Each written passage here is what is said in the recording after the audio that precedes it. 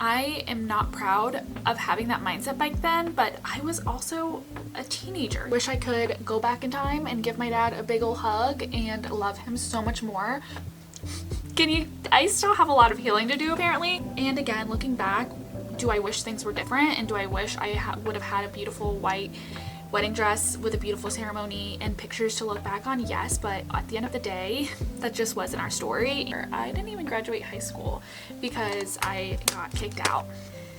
Through us breaking up, I was like, you know what, I'm gonna be a flight attendant. I'm gonna apply to be a flight attendant. He actually was the one that came to me and asked me if I wanted to stay home with the kid. Hello, good afternoon. Oh my gosh, I've been wanting to do a video like this for so long, and I decided to finally pull the trigger because I hit 200 subscribers, and for me 200 subscribers was a really big milestone that I was working toward. So I'm really excited about that, and I really appreciate all of the people that have subscribed to my channel and have given my videos a chance. I do not like to be reminded that a lot of those subscribers are probably bots. I'd like to think that every single subscriber is a living, breathing, awesome human that truly, truly, truly just enjoys watching my content and loves doing motherhood with me. So anyway, I definitely spilled the tea in this video, and I know nothing else but to be just raw and honest and very transparent about my past. So yeah, there's a lot of chaos. If you judge me, that's fine. I'm sure I'm judged all the time for more than just my past. So anyway, I hope you watch, I hope you love, I hope you comment, like, subscribe. It would really mean the world to me if you did. So let's jump right into it. I feel like I've become so desensitized to talking to people about my past, and this is not going to be a life story by any means. I will hit on a few things that I've been through in my life that have made me into the person that I am today. If you want to know my life story in a nutshell, you can go check out my testimony on my channel. And that video is so old, and I feel like I was such a baby back then. So yeah, let's talk about myself a little bit first before I get into my family and that kind of stuff. So I am going to be 30 in just a couple of weeks. And so that's really exciting. I am not really in my feels about turning 30 in any way. Not that I feel like I should be, but I think 30 is a really big milestone year. So I think I am going to try to get into the new decade vibe, if that makes sense. I don't know, maybe set goals for myself. I've never really been a goal setter, and it shows because I didn't even graduate high school. So I definitely want to try to do that, but I don't even know if I'm done having kids or not. But anyway, I'm already rambling. Okay, so my name is Jennifer Jones. My maiden name is Diaz. So something that you guys might not know about me is I am 100% Mexican. I will be honest with you, I was almost, I guess embarrassed would be the best word that I can think of my culture. I was ashamed. I was embarrassed to be found out that I was Mexican. I remember when I would be dating someone, I was afraid for them to meet my parents because my parents didn't really speak English, and it was a dirty little secret of mine. And how messed up. I am not proud of having that mindset back then, but I was also a teenager, you know? So I grew up in a place where being anything but white, being a minority, was looked down upon and not celebrated. And thankfully, shortly after I turned 18, 19, 20, I began to become appreciative of my culture, and now I love that about myself. My husband celebrates and loves the fact that I am Mexican, loves my family, loves the culture, loves the food, loves all of the things that come with being Mexican and being married to a Mexican. So I also am really excited that my kids get to share that with me as well. I am so bad at speaking Spanish with my kids, to my kids, because I just don't have anyone to speak it with, and my Spanish isn't really that great, and so it sucks because my sister, she still lives by my mom, and my dad actually passed away whenever I was 18. I think it was 2014. I don't feel like doing the math right now. My dad's death is very confusing to me because my dad, oh my gosh, I'm just being so raw and honest with you guys because I'm just an open book, and I feel like I always have been. But so my dad was an alcoholic, and God bless him and God rest his soul. I really hope that he is in heaven, and I have talked to God about it, and he made it very clear that my dad was in heaven, but I think the enemy likes to come in and to steal joy, and I don't think, I know for a fact the enemy, that's what he does. So sometimes I have doubts that that was God, and all I can do is really just continue to pray about it anytime I think about it. I wish I could go back in time and give my dad a big ol' hug and love him so much more.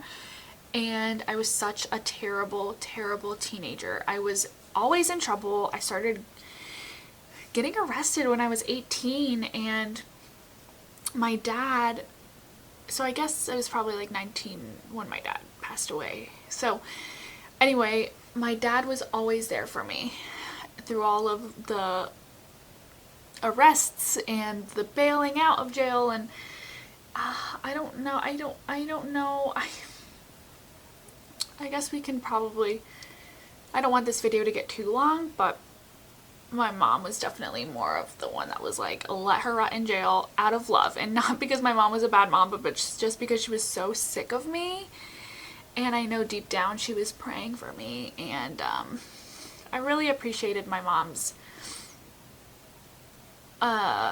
view on things. Like, she didn't really, I don't know, I still have a lot of healing to do apparently. I love my mom now, and I always have loved my mom. I hope she doesn't watch this because, oh my gosh, I just have so much, through becoming a Christian, I have learned to appreciate and understand my mom so much more, and I just have so much respect for her, and I'm sorry that I put her through so much. So anyway, back to it. My sister still lives by my mom, so my mom watches her kids and speaks Spanish to her kids. My sister is also married to a white guy. Shout out to Dylan. That being said, I moved away from the city that I grew up in. I don't even like calling it a city because it's so small, but I moved away from the town that I was raised in Georgia, about, it'll be 3 years in September, with my husband and our son, and now we have another one. So we moved to South Carolina, and it's only about 2 hours away from where we were both raised. We both grew up in the same town, but didn't meet until later on in our adulthood, which is probably for a good thing because my husband was also a rascal. So anyway, we moved to Greenville because basically we came to visit with my husband's family, his mom, stepdad, his brother, his wife, and we were like, wow, we could really see ourselves living here. It's really cool, and we just fell in love with the city. And then a few weeks later, we found out that we were having a baby, and we weren't even married at the time. So this was way before, actually I had developed a relationship with Jesus about a few weeks before we moved to Greenville. So I think in hindsight, God just worked everything so beautifully out for us. So we found out we were pregnant, and my in-laws were living in California at the time, and they really wanted to be closer to us, to be closer to the baby, but they didn't want to go back to the city that we all lived in prior to them moving to Long Beach. So they looked into Greenville, and my father-in-law got a job, and it was just a blessing, and they were excited to move here. And we looked at the real estate prices here in Greenville compared to where we were living, and they were like half the cost of a house where we grew up. So we really wanted to buy a house, and that's how we ended up looking into moving here. And God so beautifully just paved the way for us to come here and buy a house and do it in a way that he just gave us so much favor. God was in the small details, and oh my gosh, that was so fun, just being a baby Christian, and just the way that God moves in your life whenever you surrender to him, and he just kind of shows off how amazing he really, really is. So anyway, we moved here, bought a house, we were so happy, found a church, I got baptized.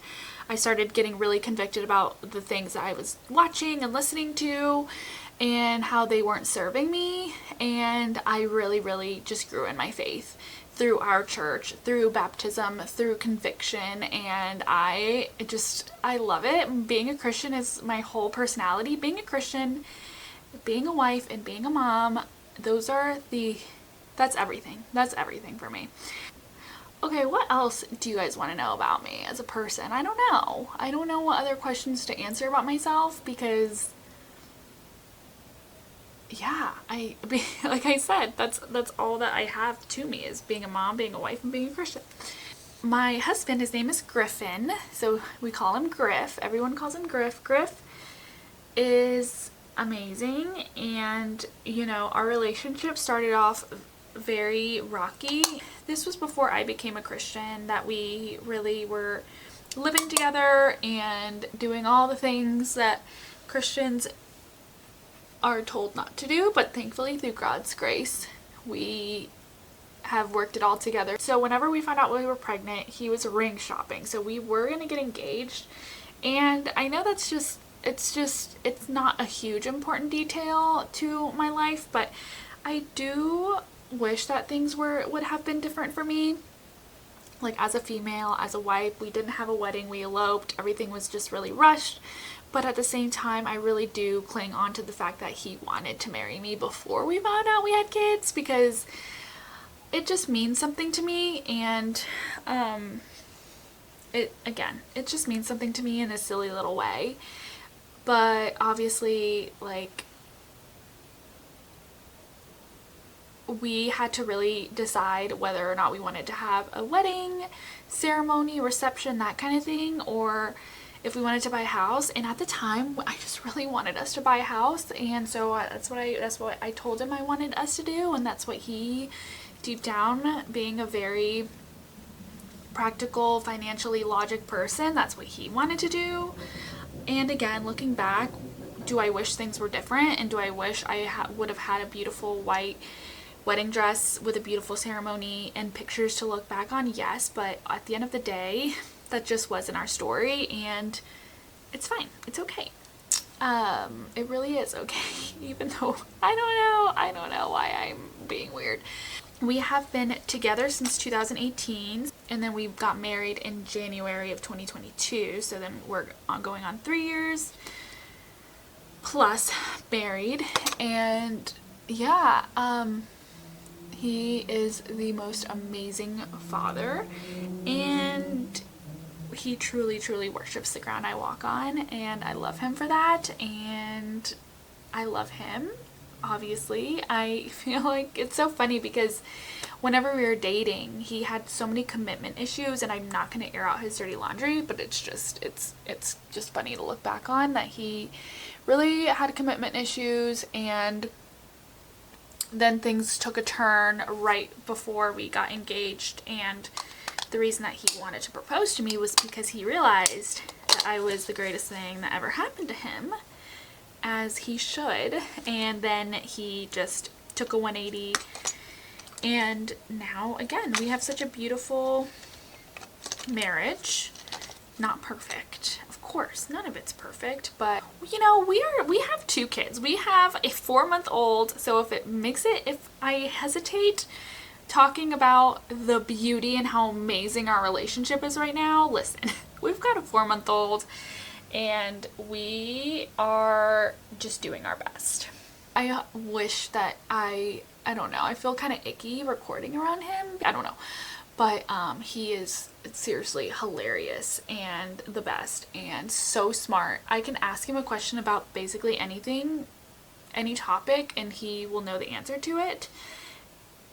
And if he doesn't know the answer to that exact question, he'll start talking about the topic that I'm asking a question about, if that makes sense. And he'll tell me other knowledgeable things that he knows, and I'm just so blown away by him. And I'm just so happy that I get to do life with him.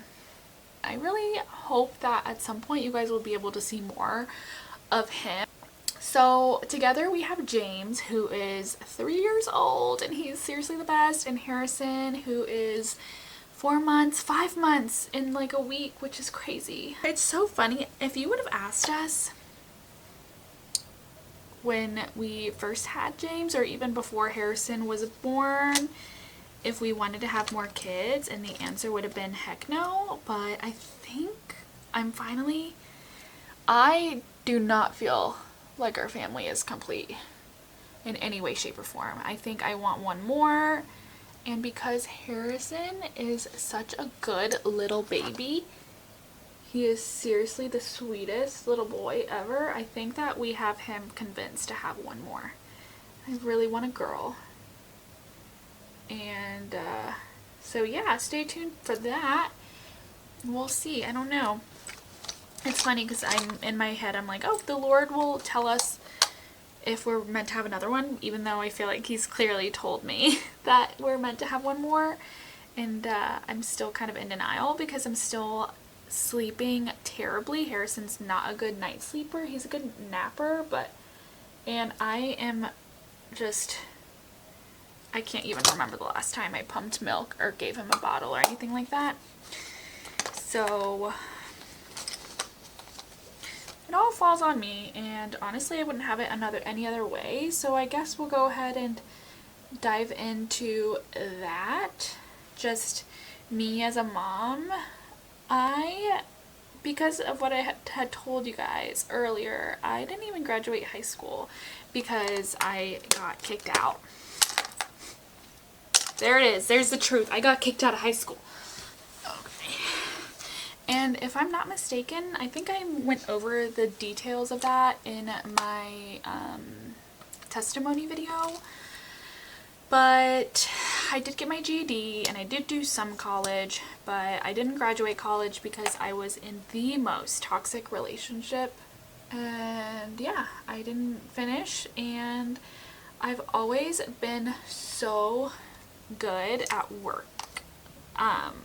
So I was in the customer service industry basically growing up. I worked at Zaxby's, which is a fried chicken place, if you guys didn't know. I worked at a shoe store, and I actually became a manager at 18. So retail for a while. So before we got engaged, we had broken up for a little bit, and this is whenever I found Christ. I'm so thankful that that happened, because I came and surrendered my life to Jesus, and through us breaking up, I was like, you know what, I'm gonna be a flight attendant. I'm gonna apply to be a flight attendant, and I'm going to live my best single life, even though deep down I was praying that we would get back together. So in my eyes, I was leaving it to God. But I became a flight attendant, and I found out I was pregnant during training. Timeline's weird. My life is so, weird. It's weird. I just cannot just not be chaotic. So I flew for about 27 weeks, and I flew for an airline, a regional airline.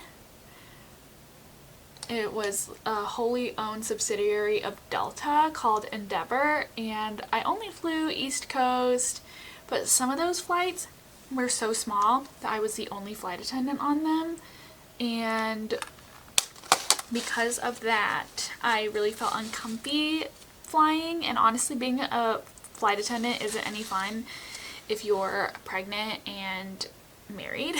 If I was single, living my best life. I think it would have been so different, but I was not. So I just wanted to be home all the time. I got an admin job working for a friend of a friend, and that was really good because I was able to work that until I had a baby, and then I wanted to keep working afterwards. I never in a million years thought I would be a stay-at-home mom. And then whenever my husband did the math, he actually was the one that came to me and asked me if I wanted to stay home with the kids. We had to make some sacrifices, like selling a car and doing a few things, but I never thought that that was in the cards for me because my mom wasn't a stay-at-home mom, and because my parents were both immigrants. If you didn't work, there was no money, and we needed money, and my parents were so hardworking. So whenever my husband proposed the idea of me becoming a stay-at-home mom, I loved it because I didn't want to work. I know that there are some people who love working and love going to work and having separation from their kids, but I just didn't.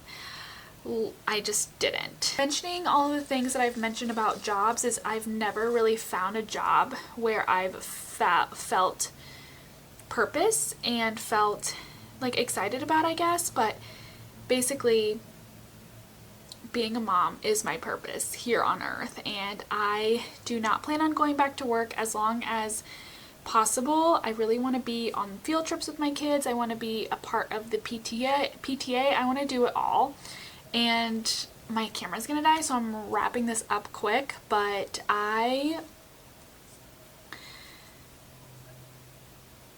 love being a mom, and I do plan on maybe in 5 or 10 years getting all of my credentials to become a private flight attendant and to be able to do quick trips, which would be like same day return instead of overnight trips through commercial airlines.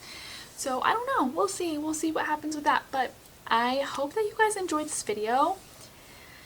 I am very chaotic and I've lived a crazy life, and if you guys want to know more, you should watch my testimony video and just cringe. And if you guys have any questions, I would love to answer them, and I would just love to be friends. So have a good day.